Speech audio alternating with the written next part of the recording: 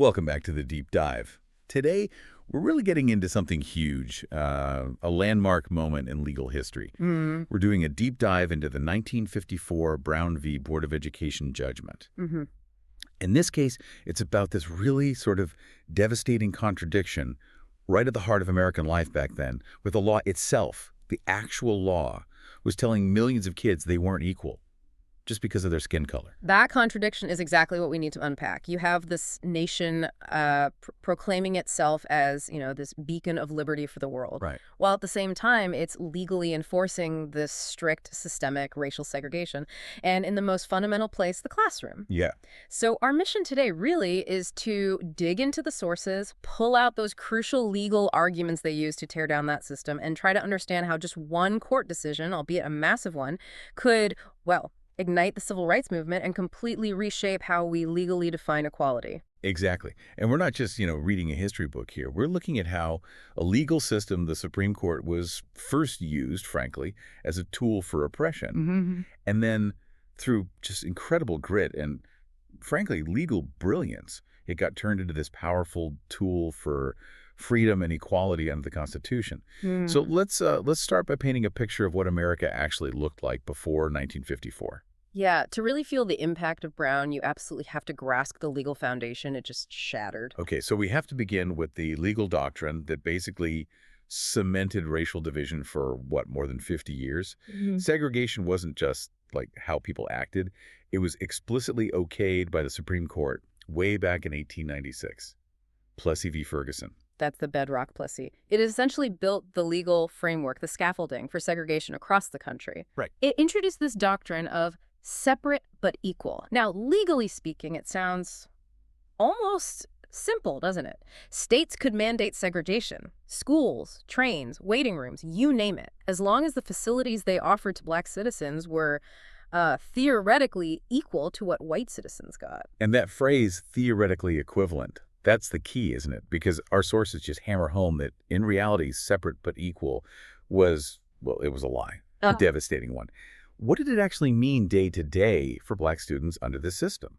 The difference was huge. It was systemic, it was deliberate, and it was vast. When you actually look at the conditions black children were subjected to, especially across the segregated South, the picture is chilling. It's calculated underinvestment. Like specific example? Oh, absolutely. In many school districts, the money spent per white student was, say, 3, 4, sometimes even 5 times higher than the money spent per black student. Wow. And that wasn't just about, nicer buildings. It meant real, tangible differences in basic resources. We're talking about fundamental stuff being denied. Exactly. Black students were often crammed into severely overcrowded schools. Sometimes they had to run split shifts just to fit everyone in. The buildings themselves, often literally falling apart or just completely unsuitable for learning. And the supplies. Textbooks. They'd inherit the old textbooks thrown out by the white schools, books that were years out of date, pages missing, sometimes teaching things that were just plain wrong by then.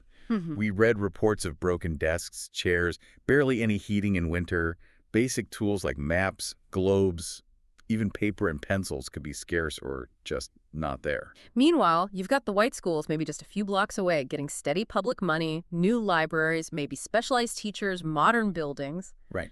So the sources really show that the cost of segregation wasn't just being kept apart. It was this immediate, built-in economic and educational disadvantage, designed from the start to limit a black child's future from day one. And that's the aha moment, isn't it? For you, the listener, you realize the inequality wasn't some unfortunate side effect. No, it was the point.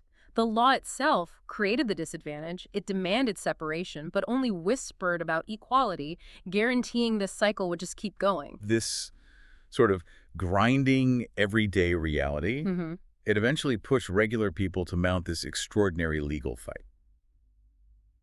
So let's zero in on the catalyst, the specific situation that really lit the fuse, starting with Oliver and Linda Brown in Topeka, Kansas. Yes, the story eventually focuses on this one instance of injustice in Topeka. Oliver Brown, he was a railroad worker, also a minister, a father who just reached his limit with this institutionalized unfairness. Okay. His specific issue, the one that gave the case its name, was about his daughter, Linda. She was forced to walk across dangerous railroad tracks, then a really long way, just to get to the segregated black elementary school. Even though the Summer Elementary School, which was modern, well-equipped, and whites only, was just 7 blocks from their house. The sheer inconvenience piled on top of the insult. Having your kid walk past a perfectly good school they can't attend just because of race. That moment, Linda Brown being turned away at Sumner's door, that's what sparked the lawsuit, right? It did, but it's really important to see this wasn't just one family acting alone. Oliver Brown was part of a larger group. 12 other families in Topeka joined him. This was a collective challenge. Oh, okay. And the NAACP Legal Defense Fund, they were behind this. They knew they needed multiple cases, test cases from different places, Delaware, Virginia, South Carolina, D.C., to bundle them together. Why bundle them? To show the Supreme Court this wasn't just a local issue in Topeka, it was a national problem, deeply rooted in how the 14th Amendment was being ignored or twisted across the country. They wanted to force a confrontation on the constitutional level. Okay, so these cases get bundled, they make their way up the courts, and finally land at the Supreme Court. Now we have to talk about the legal architect behind this massive challenge, the man who took on half a century of legal precedent, Thurgood Marshall. Marshall, yes, an absolute giant, and later, of course, the first Black Supreme Court justice himself. But at this point, he's leading the NAACP Legal Defense Fund. And his strategy wasn't just about this one case. Right. Right, it was bigger. Oh, much bigger. He was relentless. He wasn't aiming for small fixes, like getting slightly better funding for Black schools. He was going for the jugular. He wanted to demolish Plessy v. Ferguson entirely.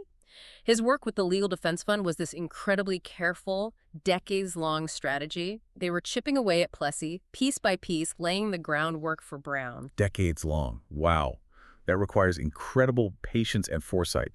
What did that chipping away strategy actually look like before Brown even got to the court? Well, initially, they cleverly used the equal part of separate but equal against the states. They started by suing states, demanding that they actually make the segregated facilities truly equal. Knowing they probably couldn't afford to or wouldn't want to. Exactly. It put financial pressure on the system.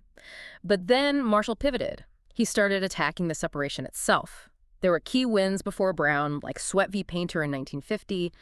That was about a Black man denied admission to the University of Texas Law School. Okay. Texas tried to quickly set up a separate, supposedly equal law school for Black students. But Marshall argued successfully that even if the building was new, a law degree wasn't just about classrooms. It was about prestige, networking with future colleagues and judges, the reputation of the faculty, things the new isolated school could never replicate. It couldn't be truly equal. So equality wasn't just bricks and mortar. It was about these intangible things, the status, the connections, the whole environment. Precisely. And right after that came another big one, McLaurin v. Oklahoma State Regents, also in 1950. McLaurin, a Black graduate student, was admitted to the University of Oklahoma, but under humiliating conditions. He had to sit in a separate area in the classroom, eat at a different time in the cafeteria, study at a designated desk in the library. Segregated within the integrated institution. Yes. And Marshall argued that this internal segregation, the act of isolating him, directly harmed his ability to learn, to discuss, to exchange ideas with other students. It made his education inherently unequal, even though he was technically in the same program. Got it. So those cases were like strategic groundwork, proving that separation, especially in education, poisons the well, regardless of funding.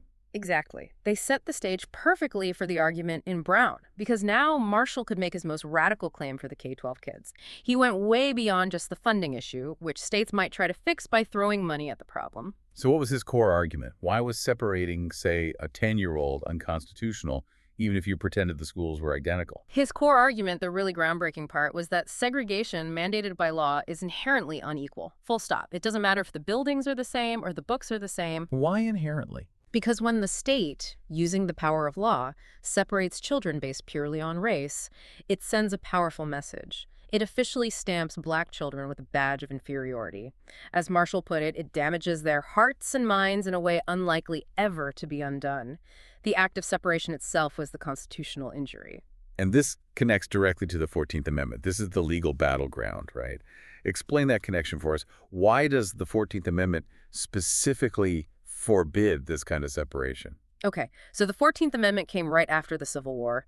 It was explicitly designed to make sure the newly freed slaves were recognized as citizens and to stop states from violating their fundamental rights. The absolute key part here is the Equal Protection Clause.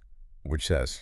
It says that no state shall deny to any person within its jurisdiction the equal protection of the laws. Marshall's argument was beautifully simple. when a state uses its legal authority to classify students by race and force them into separate school systems. Just explicitly not giving them equal protection. It's treating two groups of citizens completely differently under the law, based only on race. Precisely. The separation is the denial of equal protection. And Marshall didn't just argue this legally. He brought in social science evidence. He famously used studies like the doll tests by Kenneth and Mamie Clark. Oh, yes, the doll tests. Right, showing that segregation caused young black children to internalize negative feelings about themselves, to see themselves as less worthy. He used this psychological evidence to prove that the state wasn't just creating separate schools, it was inflicting psychological harm through its own laws. This forced the court to confront the idea that the injury wasn't just about money or buildings, but something much deeper, more damaging, and fundamentally unconstitutional. But the states defending segregation, they had arguments too, right? They weren't just going to roll over. They had decades of legal precedent on their side. Oh, absolutely. Their defense was formidable, and it really leaned on two main things: tradition and the idea that courts shouldn't make drastic changes. Okay, what was the tradition argument? They argued, look, the Constitution does not explicitly say anywhere that races have to be mixed in schools or anywhere else. It just says people need equal treatment. They pointed out that when the 14th Amendment was ratified back in the 1860s, many states, even northern ones, still had segregated schools. So they claim the people who wrote the amendment clearly didn't intend for it to abolish school segregation. So basically, if the original authors didn't ban it, why should the Supreme Court suddenly ban it almost a century later? That ties directly into their second big argument, stare decisis. It's Latin for to stand by things decided. It's a core legal principle. Courts should generally follow established precedents to keep the law stable and predictable. Makes sense. They hammered this point. Separate but equal from Plessy has been the accepted law of the land for over 50 years. Overturning it now would be radical judicial activism. It would upset the established social order, undermine the stability of the law, and step on the rights of individual states to manage their own education systems. They essentially put a stark choice to the court: uphold the settled law and maintain order, or risk chaos by legislating from the bench. Wow. That puts incredible pressure on the justices. They're not just ruling on school policy. They're being told they could tear the country apart. The pressure was immense. Chief Justice Earl Warren, who was relatively new to the court then, later wrote about just how heavy the weight of this decision felt. He knew instinctively that anything less than a clear, decisive, and ideally unanimous ruling would just invite endless resistance and defiance, especially from the southern states. And the political climate was toxic already. Absolutely. Plus, the justices themselves came from different backgrounds, had different views on race, federal power versus states' rights. It wasn't a foregone conclusion. Warren realized he had to use all his political skill, acquired as governor of California, to gently persuade and negotiate behind the scenes. He knew a fractured court, like a 5-4 or even a 7-2 decision, would be a disaster. It would signal division and weakness. Unanimity was the only way to give the ruling the moral and legal force it needed. It took months of careful work within the court. So after all this legal battling, the internal court negotiations, the immense public pressure, the day finally arrives. A truly pivotal moment in American history. May 17th, 1954. Yes, a hugely significant date. And the opinion was delivered by Chief Justice Earl Warren. It's interesting, Warren wasn't necessarily seen as a major civil rights advocate before joining the court. He was a former prosecutor, a Republican governor, but he clearly grasped the fundamental injustice of segregation and the need for the court to speak clearly on it. his leadership in forging that consensus was critical, wasn't it? Absolutely critical. And this brings us to maybe the single most important procedural aspect of the ruling. It was unanimous. 9-0. 9-0. You really can't overstate how important that unanimity was, can you? No, you really can't. Imagine if it had been a split decision, say 5-4 or 6-3. The dissenting opinions would have immediately become rallying cries for the segregationists. They would have said, see, even the Supreme Court isn't sure. This isn't settled law. It would have undermined the ruling's authority from day one. Completely. But 9 justices speaking with one single voice. That sent an incredibly powerful message across the entire nation. It said, this is it. The highest court has spoken definitively. The legal debate on this point is over. The rule of law demands this change. It gave the ruling immense moral and legal weight. Okay, let's get to the actual words. The language Warren used wasn't cautious or ambiguous. It was a direct hit. He wrote, and this is the core of it, in the field of public education, the doctrine of separate but equal has no place. Boom. Just like that, Plessy v. Ferguson, as applied to public schools, is gone. Decades of legal justification wiped away in one sentence. But Warren didn't stop there. He immediately followed it with the phrase that really captured Marshall's whole argument, the phrase that became the new standard. Separate educational facilities are inherently unequal. Inherently unequal. Let's really focus on that word, inherently. What does that single word tell you, the listener, about the fundamental shift this ruling represented? It wasn't just about fixing unequal funding anymore, was it? Not at all. That word inherently is everything. It means the inequality isn't just a result of segregation, it's baked into the act of segregation itself. The separation is the inequality. When the court says inherently, it's fully embracing Marshall's argument, backed by that social science evidence. It's saying that when the state officially separates children by race, it automatically inflicts harm. It creates feelings of inferiority, it damages their motivation, it limits their educational opportunities in ways that cannot be fixed just by spending more money or building a nicer school building. The constitutional violation is the separation itself. So even if, hypothetically, a state had managed to make two schools perfectly identical in every measurable way, same funding, same books, same teacher qualifications the day before the Brown ruling, it wouldn't have mattered. The ruling would have been exactly the same. Because the act of the state classifying and separating children based on race was now deemed unconstitutional in itself. It was state-sanctioned discrimination, plain and simple. That's why inherently unequal is so powerful. It completely dismantled the legal fiction of Plessy in the context of education. It established that separation is discrimination under the 14th Amendment.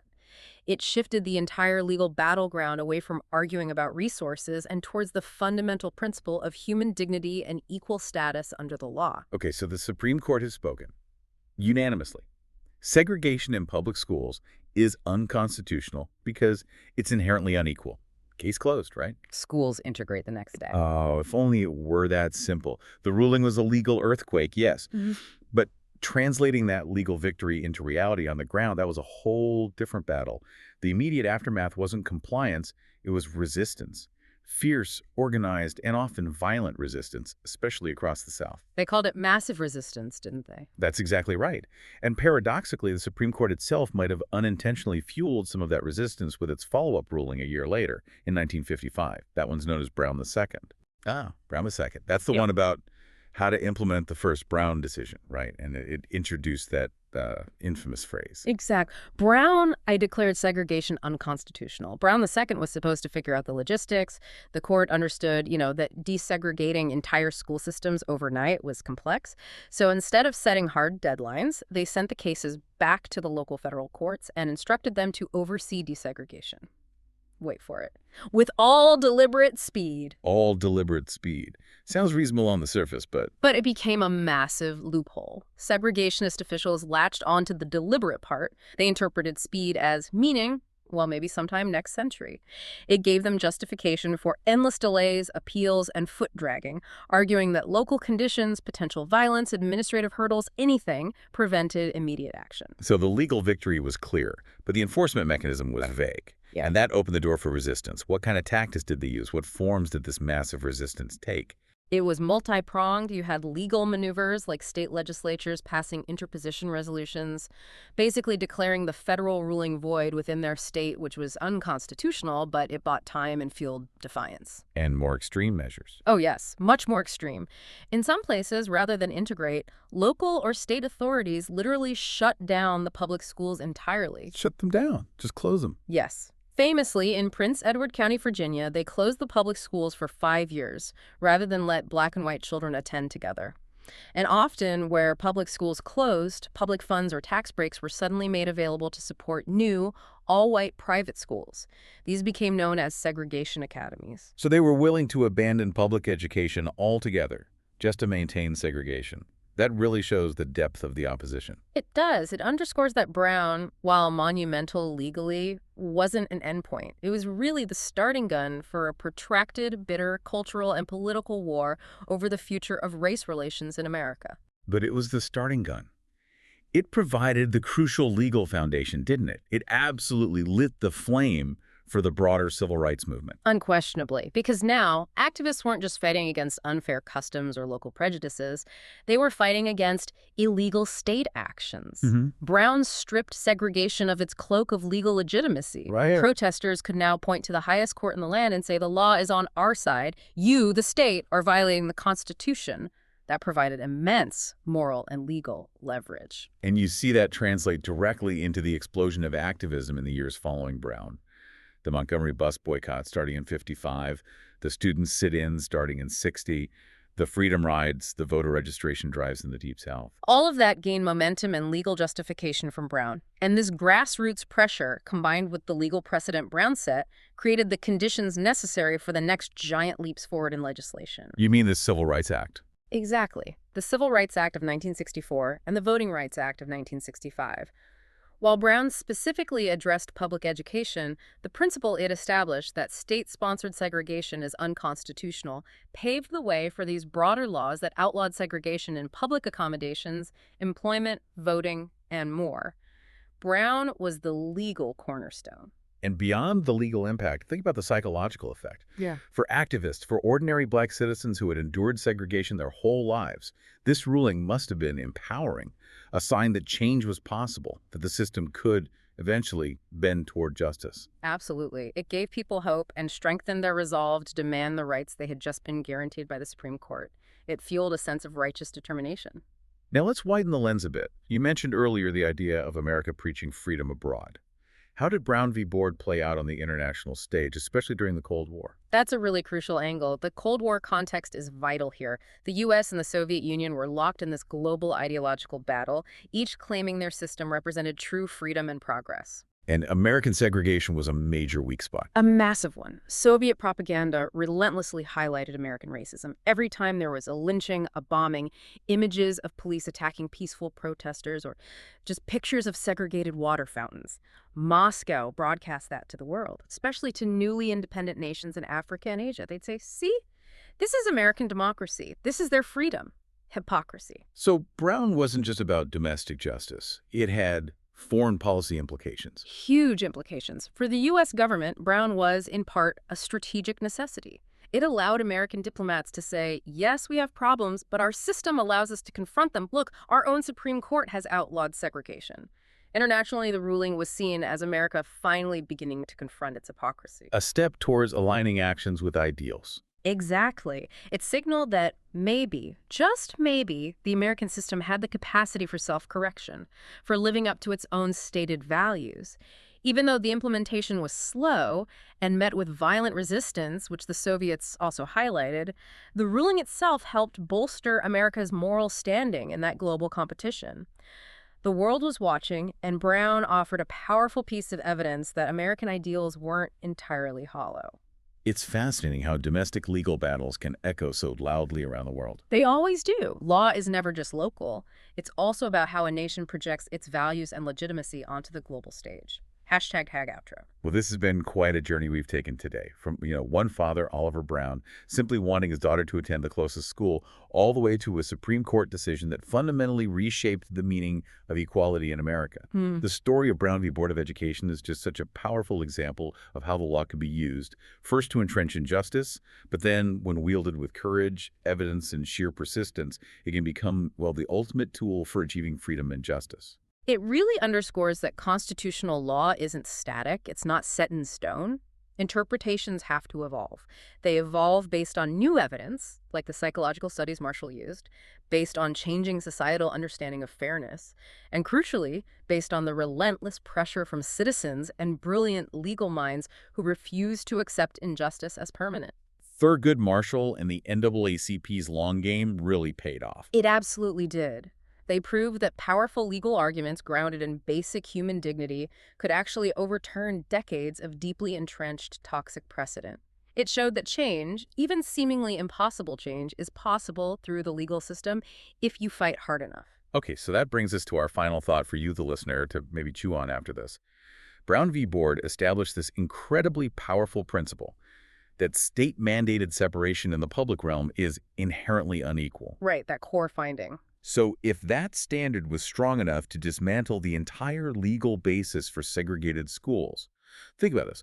What other areas of public life, what other essential public services or institutions that relied on segregation things beyond schools, like maybe public hospitals, city libraries, swimming pools, parks, even things like jury selection, were immediately put on constitutional thin ice by this ruling? That's a great question, because the logic of inherently unequal wasn't limited just to school buildings, was it? The principle itself that state-sponsored racial separation is inherently discriminatory logically had to apply elsewhere, too, right? Even before Congress passed the big Civil Rights Act 10 years later, you have to imagine lawyers and activists looking at Brown and thinking, okay, if schools are inherently unequal when segregated, then what about the public library? What about the county hospital? That one phrase, inherently unequal, must have sent immediate shockwaves through every single race-based law and local ordinance across the country, forcing communities everywhere to start grappling with the fact that the entire legal foundation of Jim Crow was crumbling. The principle was set. The dismantling, legally, had begun.